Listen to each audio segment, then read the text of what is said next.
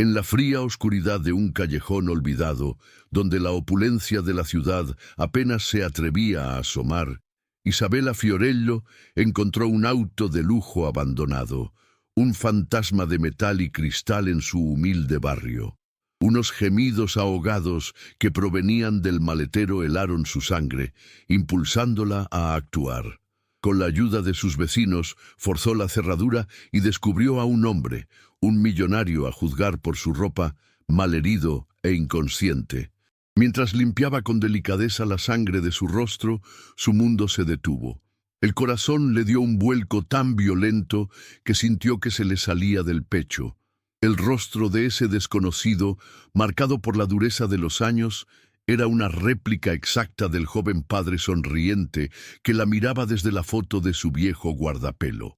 Él era Maximiliano Valderrama, un magnate que lo tenía todo, un imperio financiero, respeto y un poder que intimidaba a sus rivales. Sin embargo, vivía en una jaula de oro, atormentado por una amnesia que había borrado por completo los primeros 25 años de su vida, un hombre sin pasado. Ella era Isabella, una huérfana que luchaba día a día en empleos precarios, aferrada al recuerdo de su padre, un carpintero llamado Arturo, supuestamente fallecido en un trágico accidente 2 décadas atrás. Dos mundos separados por un abismo de dinero y desgracia, ahora unidos por una coincidencia imposible. ¿Qué harías si descubrieras que el hombre que el mundo entero admira es la misma persona que has llorado en secreto durante toda tu vida? ¿Quieres saber cómo Isabella descubrió que el secreto detrás de esa herida podría destruir un imperio de mentiras? Si tú también crees que el amor verdadero puede superar la más cruel de las traiciones y que el destino siempre encuentra la manera de reunir a las almas perdidas, deja tu like para fortalecer esta corriente de esperanza y suscríbete para no perderte ni un solo capítulo de esta impactante revuelta. Créeme, esta es una de esas historias que demuestran que el pasado, por más enterrado que esté, nunca se queda quieto para siempre y siempre vuelve para reclamar justicia. Cuando Maximiliano despertó, el mundo era un borrón de dolor y confusión. El techo agrietado sobre él no se parecía en nada a las molduras de caoba de su mansión, y el aire olía a guiso casero, no a la fragancia importada que perfumaba su vida vacía. Vio a una joven de ojos inmensos y asustados que le ofrecía un vaso de agua. Su rostro una mezcla de piedad y una extraña e intensa expectación. Él no sabía quién era, ni siquiera quién era él mismo, pero en su mirada encontró una calidez que lo desarmó. Con manos temblorosas, Isabella sacó el guardapelo y lo abrió frente a él. Al ver la foto, Maximiliano no reconoció el rostro sonriente del joven, pero sintió una punzada en el pecho, un eco de una felicidad perdida, como una canción cuya melodía había olvidado pero cuyo sentimiento permanecía. Mientras tanto, en una oficina de cristal con vistas a toda la ciudad, Javier Montalbán aplastaba un vaso de whisky en su mano, sin importarle los fragmentos que se clavaban en su piel. Su plan había sido perfecto, un golpe, un secuestro simulado que terminaría con el cuerpo de Maximiliano encontrado en un barrio peligroso, cerrando el capítulo para siempre.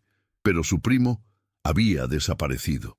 Consumido por una furia helada, Javier activó su maquinaria de poder.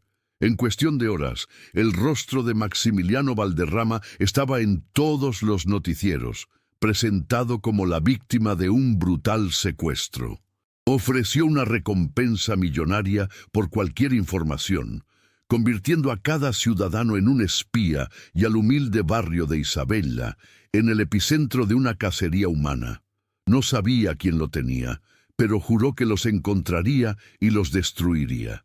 Aislados del mundo en el pequeño apartamento, el televisor se convirtió en su enemigo. Las noticias pintaban un cuadro aterrador que los convertía en fugitivos. Él era un magnate secuestrado, ella su captora anónima. Sin embargo, la desconfianza que debería haber nacido entre ellos se transformó en una alianza forzada por el peligro. «Ese hombre de la foto», susurró él con la voz ronca. «Siento el olor a madera, a aserrín, y escucho la risa de una niña». Los ojos de Isabela se llenaron de lágrimas. Eran los mismos detalles que su madre le había contado sobre el taller de carpintería de su padre, Arturo. La esperanza, antes una chispa diminuta, se convirtió en una llama que ardía en su pecho. Ya no era una coincidencia. Sabía, con una certeza que desafiaba toda lógica, que estaba cuidando del padre que había llorado durante 20 años. La necesidad de respuestas se volvió más fuerte que el miedo. Mientras Maximiliano, o Arturo, descansaba, Isabela se cubrió con una capucha y se deslizó por las calles secundarias, decidida a encontrar a un viejo amigo de su padre que podría tener alguna respuesta. Pero el peligro ya había llegado a su puerta. Mientras ella se alejaba, 2 hombres corpulentos, enviados por Javier, comenzaron a peinar el edificio mostrando la foto del millonario. Uno de ellos golpeó con fuerza la puerta de Isabela. Dentro, el hombre sin memoria contuvo la respiración, su corazón latiendo con una violencia primitiva. Estaba solo, desarmado y atrapado. El único refugio que había conocido desde su despertar estaba a punto de ser violado, y la verdad que apenas comenzaban a desenterrar corría el riesgo de ser enterrada para siempre junto con ellos. Los golpes en la puerta resonaron como sentencias de muerte en el pequeño apartamento. Maximiliano, cuyo cuerpo aún se resentía del brutal ataque, sintió un pánico helado recorrerle la espalda. Las voces al otro lado eran ásperas, exigentes, sin rastro de piedad. Su mente, todavía una nebulosa de recuerdos fragmentados, se aferró a un único instinto primitivo: sobrevivir. No por el imperio que no recordaba, sino por la joven de ojos tristes que le había mostrado una calidez que creía perdida para siempre. Arrastrándose fuera de la cama, con el corazón martilleándole en el pecho, buscó desesperadamente una salida. La ventana que daba al callejón trasero tenía una vieja escalera de incendios oxidada. Era una oportunidad ínfima, un escape peligroso, pero era la única que tenía antes de que la puerta cediera y la oscuridad lo devorara de nuevo. Mientras tanto, a varias calles de distancia, Isabela se encontraba en una pequeña y polvorienta botica, frente a un anciano de manos temblorosas y ojos que habían visto demasiado. Era el doctor Enzo Bellini, un viejo amigo de la familia que se había jubilado hacía años. Con el corazón en un puño, le mostró el guardapelo y le habló del hombre que había encontrado. El rostro de Enzo palideció, transformándose en una máscara de terror y culpa. «Arturo», susurró, como si pronunciara el nombre de un fantasma. Confesó entonces un secreto que lo había atormentado durante 20 años. Él estaba de guardia la noche del supuesto accidente. Vio a Javier Montalbán amenazando al personal, falsificando informes y asegurándose de que Arturo Romero fuera declarado muerto. «No fue un accidente, niña», dijo con la voz quebrada. «Fue un asesinato que salió mal». La revelación golpeó a Isabela con la fuerza de un huracán, dejándola sin aire. La verdad era más monstruosa de lo que jamás hubiera imaginado. Salió corriendo de la botica, con las palabras del doctor resonando en sus oídos, una mezcla de terror por su padre y una furia incandescente hacia el hombre que les había robado la vida. Justo cuando la puerta de su apartamento fue derribada con una patada brutal, Maximiliano logró deslizarse por la ventana y bajar por la escalera de incendios. Aterrizó en el callejón, mareado y desorientado, un hombre sin nombre huyendo de un peligro que no entendía. En ese preciso instante, Isabela dobló la esquina. Sus miradas se cruzaron en medio del caos. Sin dudarlo, ella corrió hacia él, lo tomó del brazo y lo arrastró hacia las sombras, lejos de los hombres que ahora registraban su hogar. Refugiados en el almacén de una panadería amiga, bajo el cálido aroma del pan recién hecho, el mundo exterior pareció detenerse. Con la voz temblorosa pero firme, Isabella le contó todo lo que el doctor Bellini le había confesado. Cada palabra, traición, mentira, intento de asesinato, caía sobre Maximiliano como un golpe físico. Aunque su mente no podía conjurar las imágenes, su corazón reconocía la verdad en el dolor de su hija. El velo de confusión en sus ojos comenzó a disiparse, reemplazado por una fría y dura resolución. Ya no era un magnate perdido, ni un paciente indefenso. Miró a Isabella, viendo en ella no solo a su salvadora, sino el único vestigio de la vida que le habían arrancado. Su mano encontró la de ella, y en ese simple gesto sellaron un pacto silencioso. Ya no huirían. Lucharían juntos para reclamar su pasado y hacer justicia. La seguridad de la panadería se convirtió en su cuartel general, un santuario de harina y esperanza en medio de una ciudad que los cazaba. Sabían que la confesión del doctor Bellini era una pieza clave, pero no era suficiente. La palabra de un médico retirado contra el imperio de Javier Montalbán sería aplastada como una migaja. «Tiene que haber algo más», susurró Arturo, cerrando los ojos con fuerza, buscando en el abismo de su mente.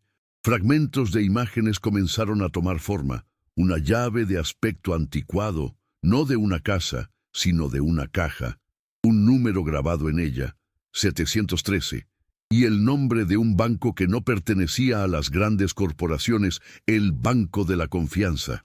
Era un recuerdo débil, una brisa del pasado, pero para ellos era un huracán de posibilidades, la primera pista real que los conducía hacia la verdad. Mientras tanto, la furia de Javier Montalbán se había transformado en una estrategia fría y letal. Al confirmar que Maximiliano no estaba en el apartamento, desató una campaña mediática sin precedentes. El rostro de Isabella Fiorello inundó todas las pantallas, no como una heroína, sino como una peligrosa criminal. La narrativa era perfecta. Una joven oportunista de un barrio pobre que había secuestrado a un magnate vulnerable para extorsionarlo. Ofreció una recompensa aún mayor, no por Maximiliano, sino por la captura de ella. Cada rincón de la ciudad se volvió hostil.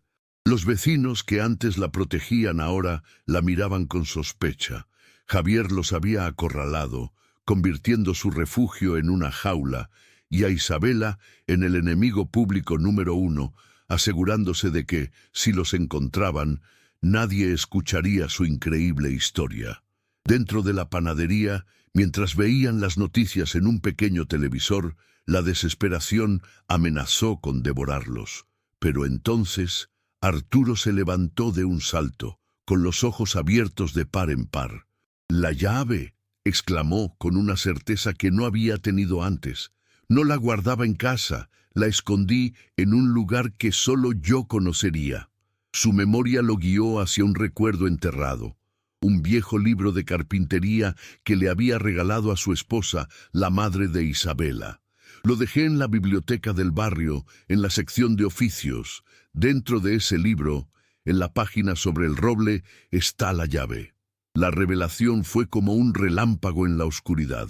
La prueba que necesitaban estaba al alcance de su mano, oculta en un lugar tan público y a la vez tan personal, que Javier nunca habría pensado en buscar allí. La decisión fue instantánea y unánime. No podían seguir escondiéndose. El tiempo se agotaba y la soga de Javier se apretaba a cada segundo. El plan era arriesgado, casi suicida. Isabella, disfrazada, iría a la biblioteca a recuperar la llave mientras Arturo, con la ayuda de Sofía, la amiga de Isabella, prepararía su siguiente movimiento. El objetivo final ya no era solo sobrevivir, sino exponer a Javier en el escenario más grande posible, la gala anual de Valderrama Holdings, que se celebraría en 2 días. Sería su única oportunidad. Se miraron a los ojos, un padre y una hija reunidos por el destino, conscientes de que estaban a punto de caminar hacia el corazón de la tormenta. No había vuelta atrás. O recuperaban su vida y su honor, o lo perderían todo para siempre.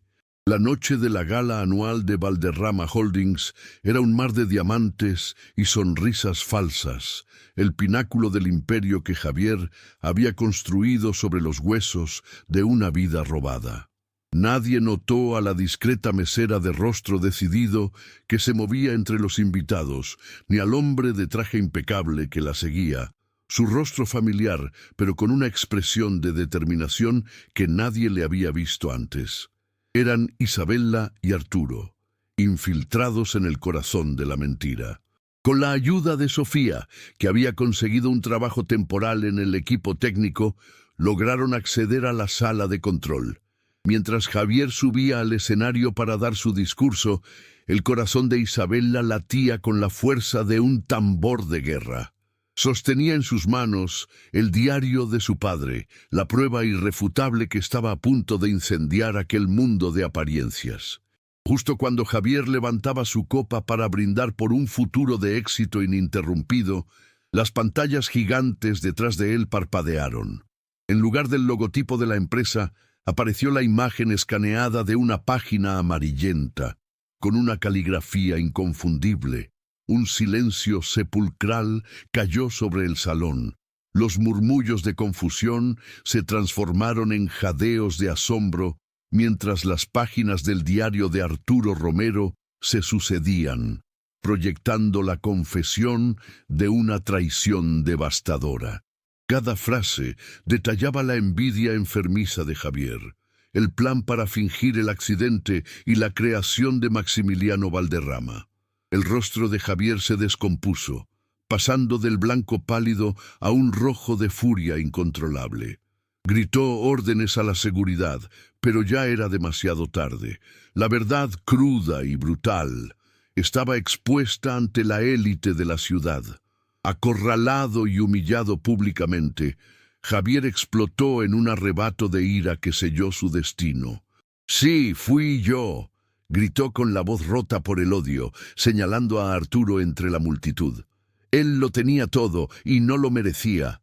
Le quité su nombre, su fortuna, su vida. Te lo quité todo. En ese instante, mientras las palabras cargadas de veneno golpeaban a Arturo, el último muro en su mente se hizo añicos. Un torrente de recuerdos lo inundó como un tsunami. El rostro de su esposa, el olor a madera de su taller, la risa de Isabella en sus brazos, el dolor agudo del choque y la oscuridad. Se tambaleó, agarrándose la cabeza mientras 20 años de vida robada regresaban en una avalancha dolorosa y milagrosa. El magnate Maximiliano Valderrama se desvaneció, y en su lugar, Arturo Romero renació de las cenizas de su memoria. Se enderezó lentamente. Pero el hombre que miró a Javier ya no era el mismo. La confusión había desaparecido de sus ojos, reemplazada por el fuego de un padre cuyo corazón había sido arrancado. Caminó a través de la multitud paralizada, su mirada fija en el traidor. «Tú no me robaste un imperio, Javier». Su voz resonó, clara y poderosa, cargada con el peso de 2 décadas de sufrimiento. «Me robaste a mi hija». Con un gesto señaló a Isabella, quien se quitó el delantal, sus ojos llenos de lágrimas de orgullo y dolor. El rompecabezas encajó para todos los presentes. Los guardias, viendo el colapso de su jefe, se movieron para arrestarlo. En medio del caos, Arturo abrió los brazos e Isabella corrió hacia él. Se abrazaron padre e hija reunidos por fin, llorando sobre las ruinas de una mentira, su amor la única verdad que importaba. El imperio de Javier Montalbán se derrumbó esa misma noche, no con un estruendo, sino con el silencio helado de la justicia. Las esposas frías se cerraron en sus muñecas ante las cámaras de la élite que él mismo había convocado, su rostro desfigurado por la incredulidad y el odio. Fue condenado a pasar el resto de sus días en una celda, despojado de su fortuna y de su nombre, un fantasma olvidado en la prisión que su propia codicia había construido. Mientras el mundo se deleitaba con el escándalo, Arturo e Isabella se refugiaron en el pequeño apartamento que había sido su primer santuario. Allí, sentados en el modesto sofá, no hablaron del imperio perdido ni de la venganza cumplida. Simplemente se sostuvieron las manos dejando que 20 años de lágrimas silenciosas fluyeran libremente, sanando las heridas del pasado con la simple y abrumadora verdad de estar juntos de nuevo. En los meses siguientes, Arturo Romero se dedicó a demoler sistemáticamente el legado de Maximiliano Valderrama. Vendió la mayor parte de Valderrama Holdings, no con el pesar de un empresario, sino con la alegría de un hombre que se libera de sus cadenas. Cada firma en un documento era un paso más lejos de la jaula de oro.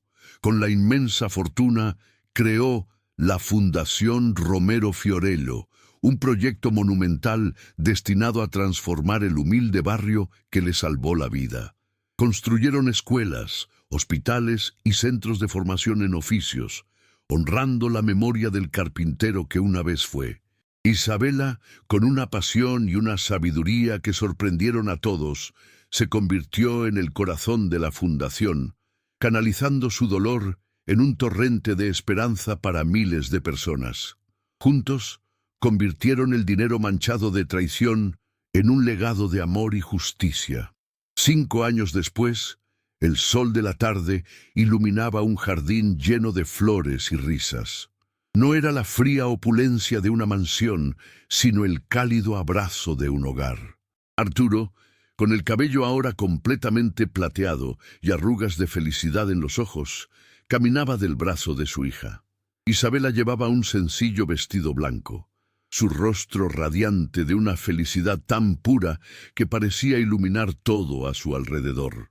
Se casaba con un joven arquitecto que había conocido trabajando en la fundación, un hombre bueno que amaba no a la heredera, sino a la mujer de espíritu indomable. La boda fue una celebración íntima, rodeada por los vecinos y amigos que los habían protegido. Al entregar a su hija en el altar, Arturo no sintió la tristeza de la pérdida, sino la plenitud de un ciclo completado, un futuro brillante, nacido de las cenizas del pasado. Ahora, en el jardín de la casa que construyeron juntos, Arturo empujaba suavemente un columpio donde reían sus 2 pequeños nietos. Isabella, sentada cerca con su esposo, lo observaba con una devoción que el tiempo solo había profundizado. El hombre que jugaba con sus hijos no era ni el magnate atormentado ni el fantasma de un carpintero perdido. Era simplemente su padre, su héroe, devuelto a la vida por un amor que desafió la muerte y la memoria. Habían recuperado cada segundo robado, multiplicándolo en una felicidad que resonaba en cada rincón de su nueva vida. El pasado ya no era una herida, sino el mapa que los había guiado de vuelta a casa, demostrando que un imperio puede caer y una identidad puede ser robada. Pero el lazo que une a un padre y una hija es la única fortuna que realmente perdura para siempre. La jornada de ellos prueba que el amor, forjado en el dolor y la verdad, es la fuerza más poderosa del universo. Si esta historia de redención tocó tu alma, compártela para que más personas crean en lo imposible. Y suscríbete para más relatos donde el bien siempre triunfa, no importa cuán oscura sea la noche. Juntos vamos a celebrar las revueltas que solo el destino puede crear. La historia de Arturo e Isabella no es solo un relato sobre una fortuna recuperada o un villano castigado. Es la prueba irrefutable de que el destino, por más retorcido que parezca, siempre guarda un camino de regreso al corazón. Es la historia de cómo un amor de padre, puro e inquebrantable, pudo sobrevivir a 2 décadas de silencio, amnesia y mentiras. Demuestra que la verdadera identidad no reside en un nombre o en una cuenta bancaria, sino en los lazos que nos definen. Maximiliano Valderrama era un rey en un castillo de hielo, pero Arturo Romero, el carpintero, era un hombre rico en lo único que de verdad importa: el amor incondicional de su hija. Su viaje nos enseña que no importa cuán profundo sea el abismo, una mano extendida con amor puede construir un puente sobre él. Su final feliz no fue volver a la cima de un imperio, sino construir un nuevo mundo sobre sus ruinas. Un mundo donde el éxito se mide en sonrisas y no en cifras, donde la justicia es el cimiento de cada ladrillo y donde cada día es una segunda oportunidad para celebrar la vida que les fue robada. Arturo encontró la paz no en la venganza, sino en el perdón a su propio pasado, abrazando al hombre que fue y al padre que ahora podía ser plenamente. Isabela, por su parte, transformó su dolor en un faro de esperanza, demostrando que la resiliencia nacida en la adversidad es la fuerza más poderosa del universo. Juntos, no solo reclamaron su historia, sino que la reescribieron con tinta de esperanza, amor y redención para siempre. ¿Te emocionó esta historia?